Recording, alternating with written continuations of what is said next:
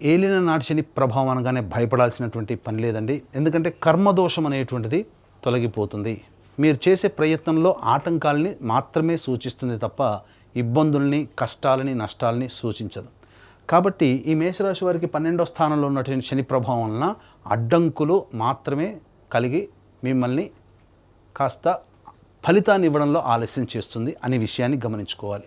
ఇక గురుగ్రహ ప్రభావం మే 31వ తారీఖు వరకు గురువు మిథున రాశిలో సంచారం చేస్తూ ఉండడం. ఈ కాలం మార్చి 19 నుంచి మే 31వ తారీఖు వరకు ఉన్నటువంటి కాలం ఏంటంటే కాస్త జాగ్రత్తగా ఉండాల్సినటువంటి కాలం. అంటే నూతన వ్యక్తులు పరిచయం అవుతారు. తద్వారా ఆ పరిచయస్తులు లేదా సోదర సోదరీమణుల మధ్య చిన్నపాటి పొరపచ్చాలు వచ్చే అవకాశం ఉంటుంది.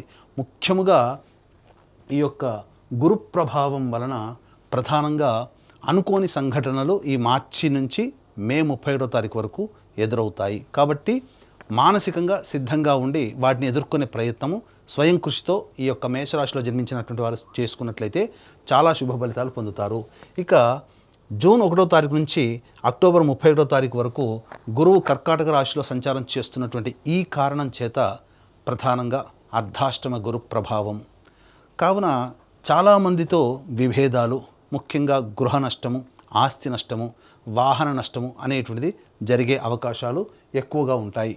మరీ ముఖ్యంగా జాతకరీత్యా చేస్తున్నటువంటి వృత్తి, ఉద్యోగ, వ్యాపారాల్లో కొన్ని ఇబ్బందికర పరిస్థితులు అనేటువంటివి ఈ యొక్క జూన్ 1వ తారీఖు నుంచి అక్టోబర్ 31వ తారీఖు వరకు మేషరాశిలో జన్మించినటువంటి వారు ఎదుర్కోక తప్పదు.